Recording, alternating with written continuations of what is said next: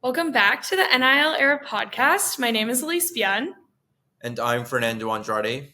Today we have a great guest here with us that you may have seen on your TikTok For You page or Instagram Reels or even on YouTube. We are so excited to welcome four-time NCAA All-American and Stanford men's gymnastics alum, Ian Gunther. Ian has 1.5 million subscribers on YouTube, almost 500,000 subscribers or followers on Instagram, over 200 million likes on TikTok. And we cannot wait to chat with him today about content creation and growing your platform. So Ian, welcome to the NIL Era podcast. Hi, thanks for having me. Appreciate it. We're very excited to talk with you today. I also believe this is your very first podcast ever, so we're very honored to have you on here. To understand the story behind who we're talking to today, could you take me back to the very beginning of what made you get into content creation? Like what was it specifically that made you pick up the phone or the camera to press record? Yeah, I mean, nothing too crazy. My teammate Riley Luce, who maybe you guys have heard of, he started TikTok and was, pretty successful.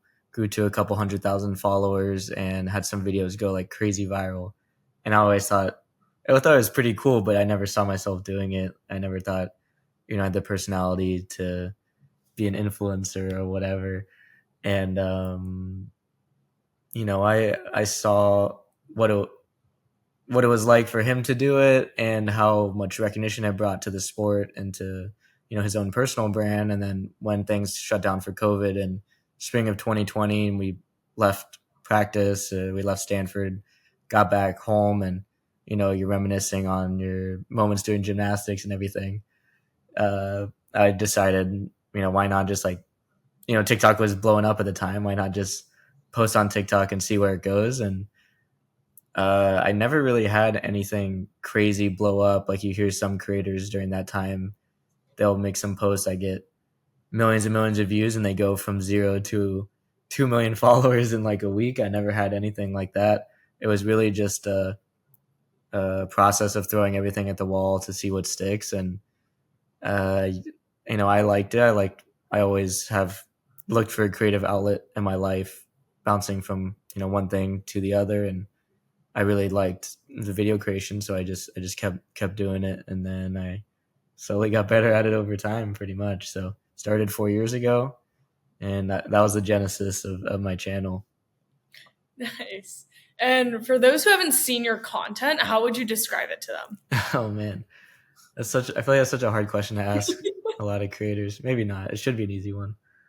I just do gymnastics centered content, and that's my niche, and I like to play around and explore every area within that niche. So I do, fun challenges and serious educational videos, kind of do the gamut, like everything that I think is interesting or everything that I think is fun or worth talking about or worth making a video out of in the domain of gymnastics. I'd like to maybe one day explore maybe sports more generally, or I've done like gymnast tries whatever sport, so in that situation I'm kind of the anchoring like gymnastics part of the video for the niche, but I've most of the focus would be on like skateboarding or artistic swimming or whatever sport I'm trying there. I like highlighting the other sports, like especially the under watched or underappreciated sports, like showing how difficult those are and showing respect for those athletes. But yeah, I guess that's a long-winded answer of saying I do gymnastics content. No, that's cool. And I think that's something really special about what you're doing is 4 years ago when you started this content creation, you started with your niche of gymnastics. But now that you're retired from collegiate gymnastics, you've stayed in this gymnastics content space. So just looking back, how has your content evolved with your gymnastics career? Yeah, well, when I first started, I really mostly posted videos of other gymnasts and made edits or just showing crazy things that happened in the past in gymnastics. I didn't really show as much of my own practice, and I did a good amount of that, but it was at least 50-50, like showing other athletes, showing myself, and I definitely didn't get in front of the camera talking to it and doing skits and stuff. Like I do some of that now, but I'm still uncomfortable in front of the camera, honestly. Um, so it's kind of evolved. Like over time, I've taken more of a focus on myself and using. Whereas before, I was just putting content out there that was gymnastics content. I feel now I've transitioned over time to more kind of using myself, my own personality, my own brand as sort of a conduit to show gymnastics out to like the general public. So I've gotten more comfortable using myself and being in front of the camera a little bit more, and using my own like personality through either being on camera or through the editing or things like that, and using my own gymnastics a lot of the time to do that, or at least my own footage, if that makes sense. Throughout all of this, what role would you say the dynasty of Stanford men's gymnastics has played in the growth across your social media platforms? I mean, I don't think winning has done anything so much in the content. I think it's maybe one of the components of winning is having like a great team culture and having like the guys on the team be my best friends and my brothers, and like I love them so much. You just have like that camaraderie there with those guys that is irreplaceable.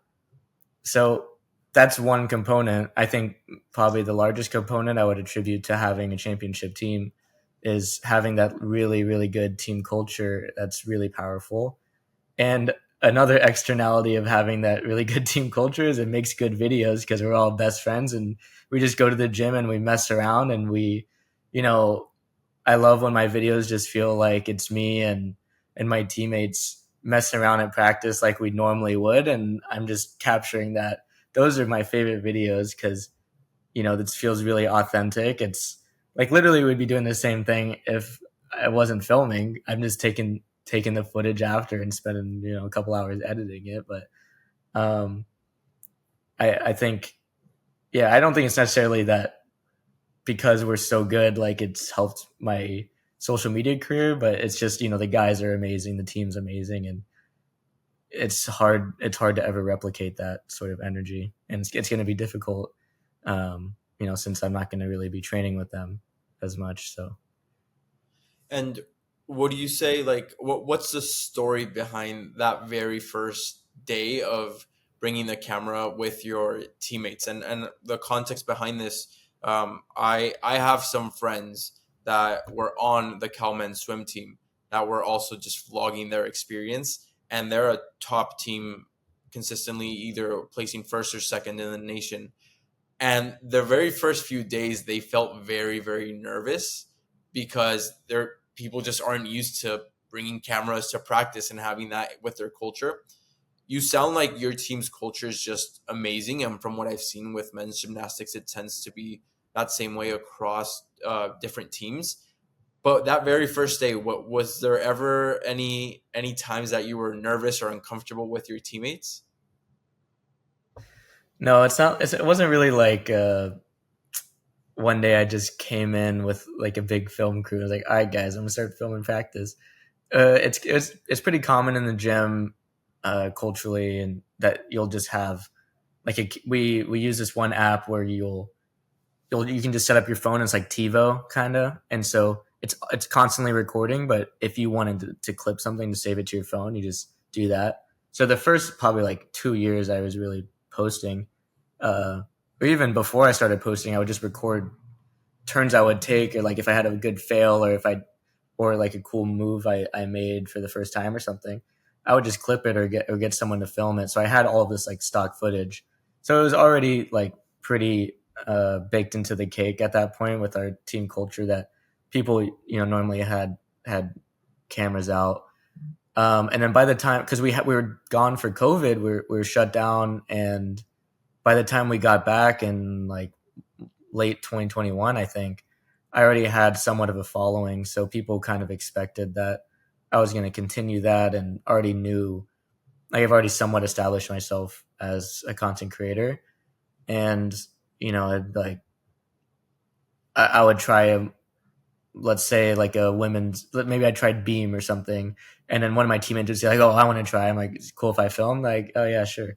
I film it, and kind of just snowballs from there.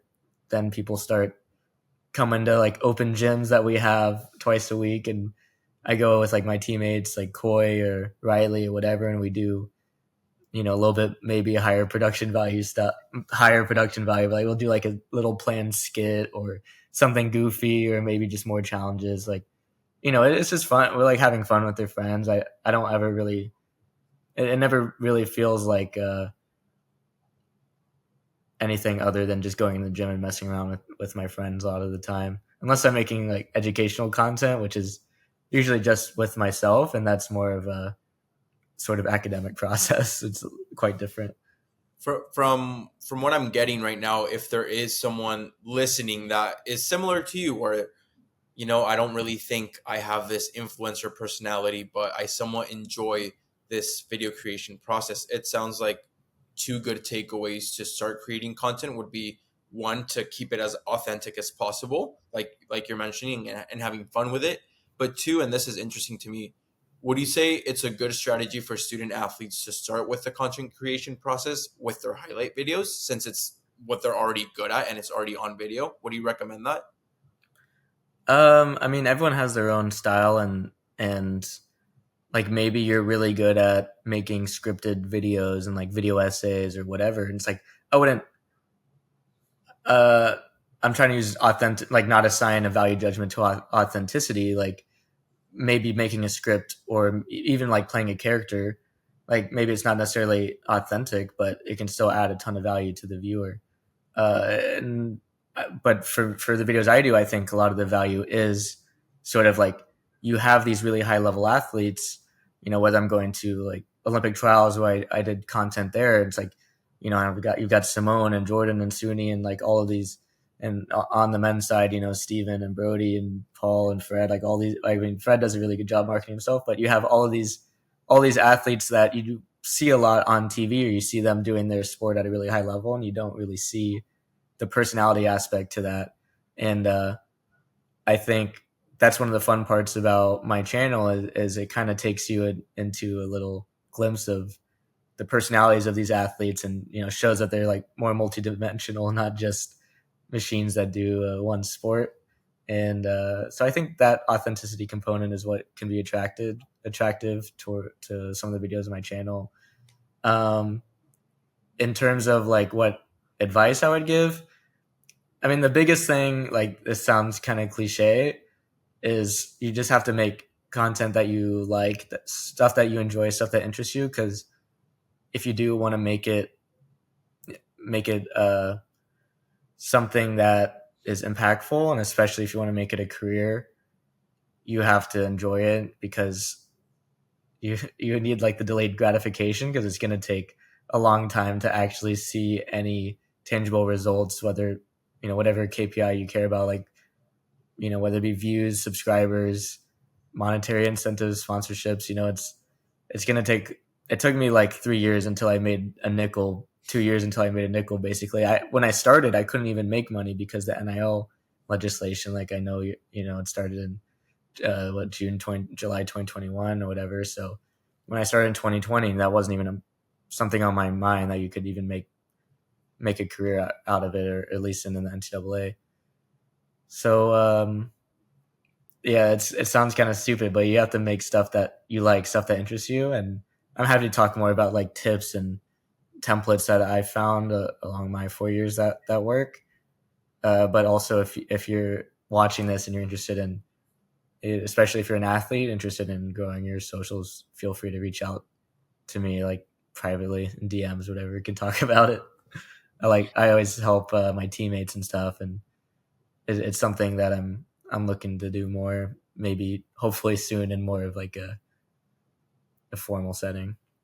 But Awesome. I think especially with your content and what you just talked about of that authenticity and honestly just like making content to share with the world, I think unintentionally or intentionally you've showed the uniqueness of men's gymnastics. And I think with this Olympics hype, there's been more eyes on men's gymnastics than ever, and specifically within the US. So with just the concerns happening within the sport of men's gymnastics, specifically college men's gymnastics, how can we all continue to help grow this sport? What can we do as viewers and people with social media to help continue the growth of this sport and continue to foster those Olympic dreams that the entirety of the U.S. Men's gymnastics team, that collegiate experience that they went through? People ask me this question a lot, and it's such a difficult question because it's like a wicked problem. There's so many different leverage points that could be tinkered with, or so many different places that you could intervene in the system to try to grow the sport. And I think one of the biggest leverage points is the social media. Like, I feel like I've done the job of, and many other creators in the gymnastics space have done the job of like guerrilla getting as many eyeballs on the sport as possible. And I've seen this reflected the impact reflected just in the comments. Like, when I first started 4 years ago, people would say like in the comments, like, what sport is this? Or like, I didn't even know men did gymnastics, or the ignorant things you would expect people to say about like seeing men's gymnastics for the first time. And now I think because we've gotten so billions and billions of views across my channel and the other channels that do men's gymnastics, it's just become much more mainstream. Like, people have been exposed to it much more, and it's just like much more normalized now. People have seen it and they understand at least a little bit more about it. And I think that's definitely one point that like is really important to work on, like definitely a big leverage point. But there's just so many that not everyone has the skills to, or like the desire or whatever to grow a social media channel. And that's fine. There's so many other ways that you can help promote the sport, your own sport, or men's gymnastics in particular. I mean, for men's gymnastics, even just like the uniforms, like when you're maybe you don't like, maybe the uniforms discourage a lot of people from joining the sport. Maybe the rules of having, for example, 10 skills the routines are too long, or it's too difficult, or whatever. So you can work on changing the rules to 8 skills, like they're doing this quad, where the routines are a little bit shorter. They're a little bit more densely packed, so it's maybe more exciting, or whatever. There's so many different leverage points that you can identify and try to tug on and see if that has any impact on the popularity of the sport or whatever. So it's not like social media is the only one, but I think it is a really, really, really, really powerful tool that I've been able to take advantage of for sure. So yeah, I mean, there's just so many things. I would just say figure out what you're good at if you don't know already, and reach out to me, or think about ways that you can leverage that to benefit the community. Yeah. And just like being an NIL podcast, I'm wondering how NIL changed things in 2021 for yourself and the sports growth, your teammates' involvement in social media. How has that NIL component factored in? Well, yeah, like I said, I started with no intention ever of making money. I just started because I enjoyed it. And, being on like being there and being positioned where I was when NIL was just changing was definitely an interesting space to navigate, like, for the first time. It allowed me to pay like my last couple years of college, like paid off my student loans. And then now I have made a career after it, especially, you guys know how hard it is to be a full-time athlete, and you have to get like a 9 to 5 or support yourself. it's like impossible almost. It's really difficult to have like a day job and focus on training. So I graduated from Stanford in 2023, and I basically had 1 year until the Paris Olympics, and I still wanted to continue training and like push as hard as I could for those Olympics. And in doing so, I was just able to focus, on training and also just growing the social media business side and not have to get a 9 to 5 and have like difficult hours like that. So it really it gives you a lot of freedom, being able to focus on things that I really enjoyed growing the social media business and making videos and all that. So I definitely probably put more time in it than I should have if I wanted to focus more on training. But like it would be very difficult to have a 9 to 5 and continue training like that. So it definitely makes it more sustainable for a lot of athletes who are who want to train past college and it can support you. Did I answer your question? Yeah, for sure. In a way, almost it's like you created your own sponsor for your gymnastics. Like you created your social media accounts to sponsor your gymnastics, which is quite interesting. I guess you could say that. I mean, gymnastics is such like an undervalued sport, especially I think men's gymnastics. And you train your whole lives. Like gymnasts start when they're so young. I started when I was like 4 or 5 and started competing when I was 7. It's like, you literally train your whole lives, and at times it feels like almost no one cares about it. So, I think it's good that things feel like they're turning around, especially with the success that the U.S. men's team had in Paris, and hoping to keep continuing that.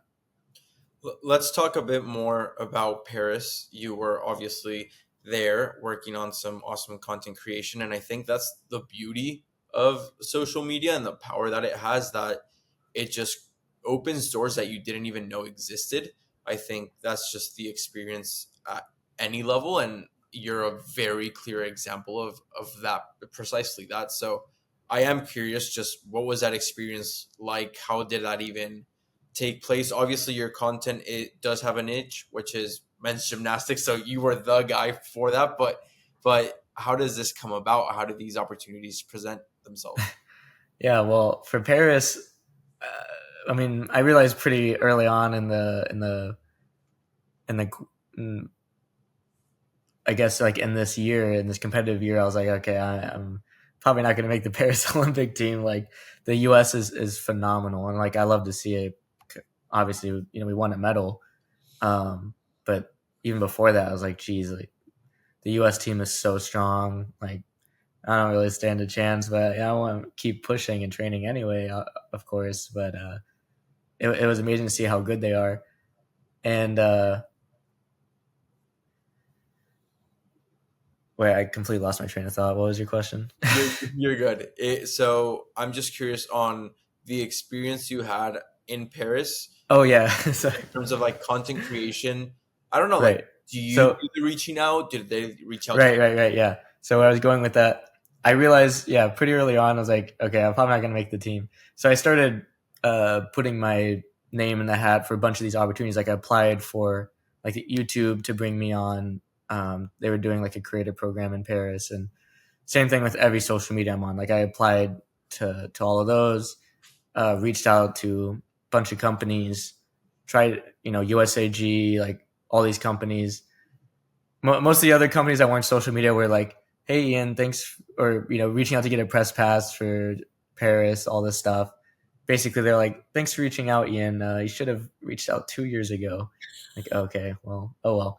And then for all the other opportunities, they decided to go with other creators, most of which like had nothing to do with any Olympic sports, which is fine. Like I get it, they're a business, but I was pretty sad for a little bit. I was like, man, I really thought I would be the perfect person to do this, but then I realized like, well, screw that. Like screw them. I'll just go out by myself. So I just self-funded. I went out and did everything. And then I actually worked with Stanford, for just like 4 days. So they got me like a hotel for 4 days and covered some event tickets. Shout out to the Lux who helped me. They brought like the Stanford mascot, and I did some content with them. But other than that, it was all self funded, and I just wanted to be there primarily, to support my best friends who are competing, because it's like once in a lifetime opportunity. You can watch your best friends compete in the freaking Olympics. So I definitely wanted to be there for that, and then also obviously like be there for the content connections, all the business advancement stuff. And it was definitely worth it. I think it probably worked out better than it would have if I did even go with a company, because I talked with some people there that were sent with some of the social media companies, and it's like, they have some crazy demands, I'll just say. But it would have been a cool opportunity. But it worked out. I had like my best month ever by a huge margin with in terms of views and everything like that. I think I grew on YouTube alone like 150,000 subscribers in a month, and in 28 days, and I think I got 350 million views on YouTube in a month, and like overall platforms like 650 million or something. So nearly like a billion views in a month for like one channel is pretty crazy. I mean, not nearly a billion, but over half a billion. So it worked out. It was awesome. Definitely would do it all over again for sure. I wish the Olympics were every year. That's incredible, and I think it also goes to show a lot of what's going on now in the creator economy of just how independent everything is. I'm curious on.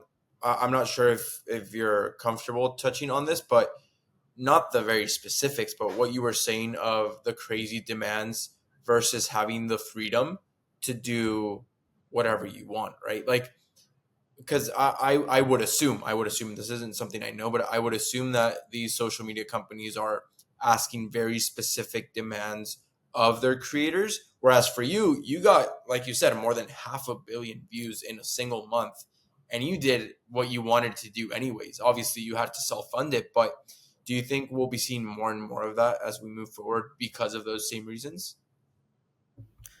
I don't want to like trash talk the social media companies, especially. I've had really good experiences with Meta, like the community manager there, and like the athlete rep Liz is like amazing, and I worked with them at Olympic trials actually, and they were awesome. They're just like, yeah, just post on like Facebook, Instagram, do whatever your content you want, and like how to make content, like just do it.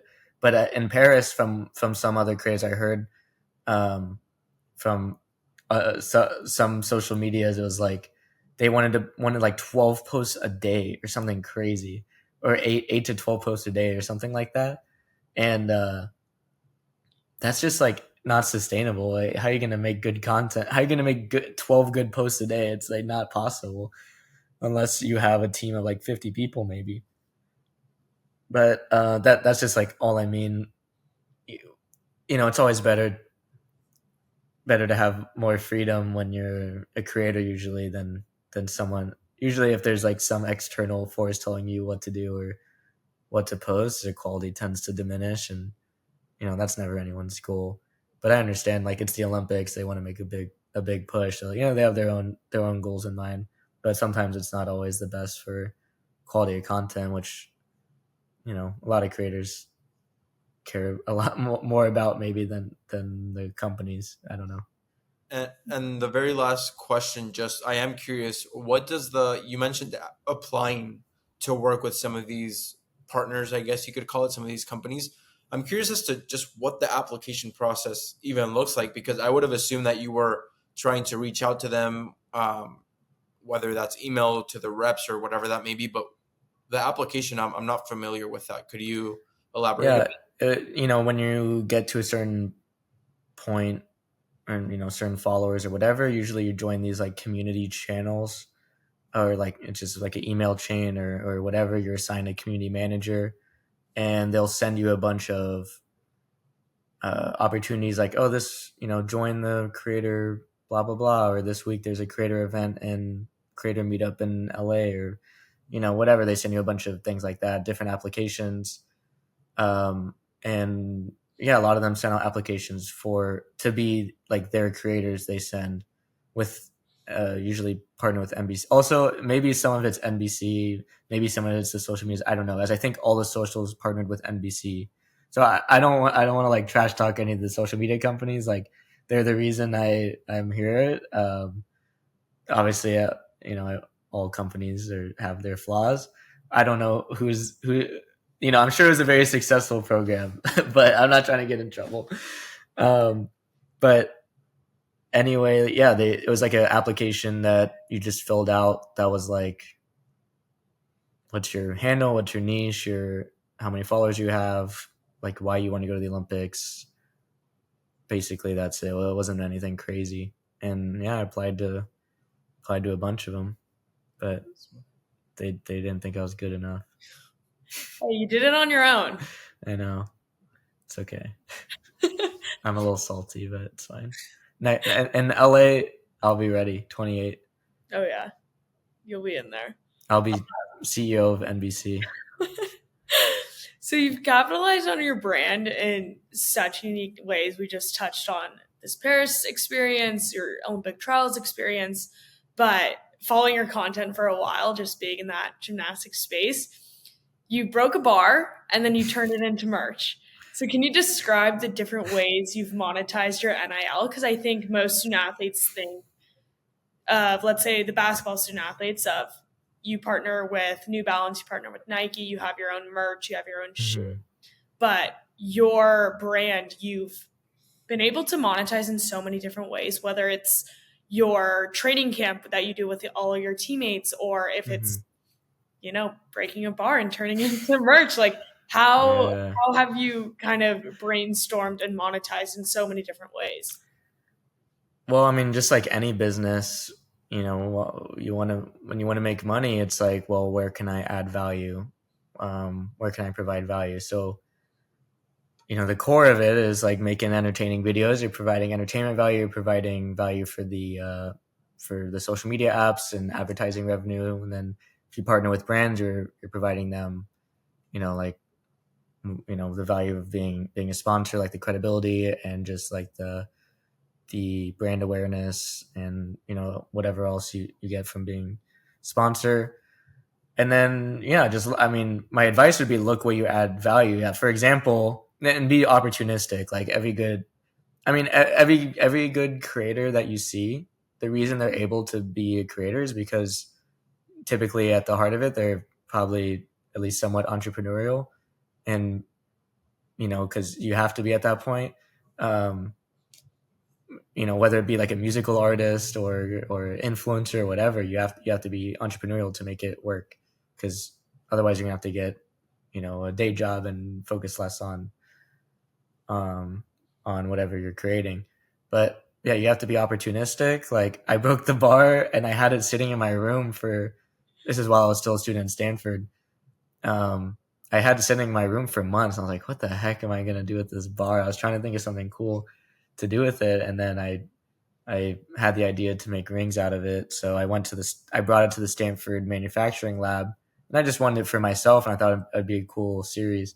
So in the manufacturing lab, I got one of the lathes, like the big heavy machinery, and I made, this is actually the one that I made by hand by myself, and I got a ton of comments, like hundreds of comments, like, oh my gosh, I want one, like how much, like people messaging me like, I'll give you like hundreds of dollars for a ring, blah blah blah. I'm like, guys, this took me like 7 hours. Like I can't do this. Once I had more time after I graduated, I ended up getting a manufacturer. The bar I broke, I made rings, and I did a fundraiser with the CGA, the College Gymnastics Association. Basically, they like auctioned them off, and all the proceeds went to the CGA, and then they covered some of my costs. I think it was like $500 or something like that. But all the rest of it went to CGA, and then I got another bar that was just like a bar that a local gym was going to throw out, and I took that and I got a manufacturer that made them using like a CNC lathe, made a bunch of rings out of it. that ended up being a whole nother story. Manufacturing is crazy difficult, and I learned my lesson. So make sure you do things right when you try to sell physical things on the internet, because if you don't know what you're doing, it's really difficult. And I definitely learned my lesson there. I basically took too many pre-orders than I had that I could handle, which is, I mean, a good problem to have, I guess. But I mean, it sucks because I disappointed a lot of people. I wasn't able to fulfill a lot of orders. Um, but I will soon. I'm working on it. Okay, I got 1.5, 2 more bars that I'm gonna make. But anyway, it's somewhat of a logistical nightmare. Another thing's like I just started just selling like t-shirts. I'm gonna do more e-commerce coming soon, but it's just things like when you read your comments, people like, just like the bar, people saying, "Oh my gosh, I want one." It's like, all right, I guess if enough people want one, I'll figure out a way to sell it. Same thing, like people have been asking me for years for merch. So I was like, okay, I guess I'll make some, and that's been going decently, and I want to expand more into that. And for example, a lot of people ask me, I want to start gymnastics, like what equipment should I get to start, or calisthenics or whatever. That's another thing I'm looking into. And same thing with the camps, like these kids want to interact with me and the Stanford teammates. They want to get better gymnastics. It's just like you figure out what the needs are of people and how you can add value, and that's how you monetize. And I want to make sure that everything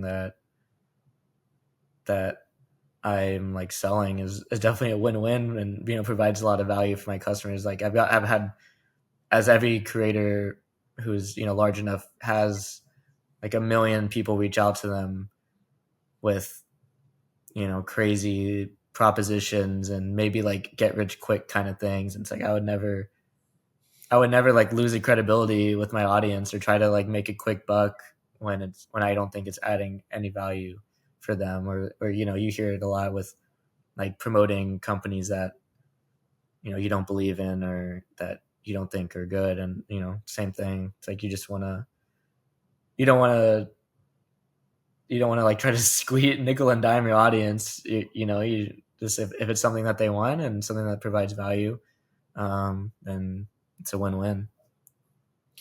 To start closing out, I do want to circle back to what you mentioned of, if anybody was interested, that they could reach out to you and just get some tips, just for general purposes, or at least to us, if we were the ones asking you this, like what tips would you give us specifically? Yeah. Okay. Oh my gosh. So there's so much.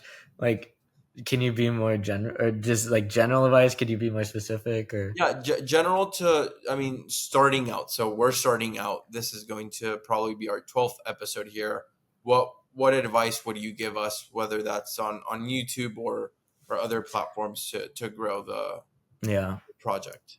the first piece of advice I usually give with people starting out is like, make sure you set a cadence, and you have to stick to that. And so if, for example, I mostly post daily. I've been maybe slacking a little bit recently because my life has been a little crazy. But with the exception of a couple days, a year really, or a couple, maybe a day a month or less, I pretty much post daily. You don't have to do that. I think of it kind of like dieting. Like if you pick a really hard diet that like maybe you'll lose a bunch of weight really quickly, but it's just not sustainable because if you hate it. So try to pick a cadence, at least at the start, that's something that you can do. So maybe it's like posting twice a week or 3 times a week or whatever, and just make sure you stick to that. Because a lot of people that I work with, especially like as I try to build up some of the other gymnast accounts, like my teammates and other friends, and it's like, oh, I really want to do this, and it's not like it's not something that you can just put no effort in and you just are successful at it. Like you say, oh, I'll do it when I have time. It's like, well, you're never gonna have time. You're a student athlete. You're never gonna have time. you have to prioritize it, or maybe not prioritize it ahead of your sport and school, but you have to at least like make time for it, because there's never just going to be extra time you have, and we have extra time and energy to make a couple videos. It's just not how it works. So if you hold yourself accountable and set yourself to a cadence, like that's definitely much easier. Also, just don't get discouraged, because the first 100 videos you do are gonna suck, as like a lot of creators will say, and you just gotta. I'm not saying y'all specifically suck. I'm just saying, like, in general, like, it takes you a while until you figure out your niche, and what in your niche, what is responsive with the algorithm and with the audience. And it just takes time, and you get a little bit better making videos. You understand a little bit more what the audience is looking for, and there's just like a lot of positive externalities to posting a lot, that it just takes time. So a lot of people, when they go into it, they just like, they see like the creator economy, how it's growing and how you can make like good money in it. It's like, oh, I want to make money, I'm going to start. And then they get discouraged and quit very quickly, because it's like, I've been posting for a month and I haven't made any money. It's like, well, yeah, it takes a while. Unless you get really lucky, it's not something that you can just start making a living off of like really quickly. But yeah, you just gotta keep at it. Make sure it's something that you enjoy. Make videos that you like, or else you're probably not gonna stick with it. So those like usually the first little bits of advice I give. And then I don't know how granular or technical you want to get, but I have a lot more we can also talk about if you have more specifics. I'm sure we could talk about that off the record as well, just with anything, which I would greatly appreciate. But I do want to be mindful of your time, because I know you'll have a flight coming up in a bit. So to wrap up real quick, what can we expect from you next? Whether that's gymnastics, social media, what's next for you? I'm going on the Gold Over America tour, which is like gymnastics tour around the U.S. for 2 months, with some of the biggest names in gymnastics. So really excited for that. I feel lucky I get to be a part of it, and hopefully that'll produce some good content as well, so everyone can follow along. Other than that, I'm just keep doing what I'm doing. I keep hopefully making good content, and hopefully still enjoying it, but nothing too crazy other than that. Well, Ian, we really, really appreciate your time. We appreciate your insights and your stories, and I look forward to, keeping up with this content. Obviously, on this tour, that sounds really incredible. It sounds like one of those opportunities that we were talking about previously. It's so amazing what social media has led you to, upon all the hard work you've already done as a gymnast. It's so incredible how, in a weird 2024 way, you're a pro athlete just because you're getting paid for your athletics. So Yeah, congratulations on everything you're doing. It's truly very inspiring. I'm sure I'm speaking for the two of us here, but really, thank you so much for your time and everything that you're doing. Thank you. Yeah, I appreciate it. Thanks for having me on. Good luck with the podcast. Thank you. To everybody that watched on YouTube or listened on Spotify, thank you guys so much. If you're on YouTube, please like and subscribe. 2 thumbs up there from Ian. If you're on Spotify, please follow the podcast. That is it for today, and we will see you all next Monday. Bye. Bye.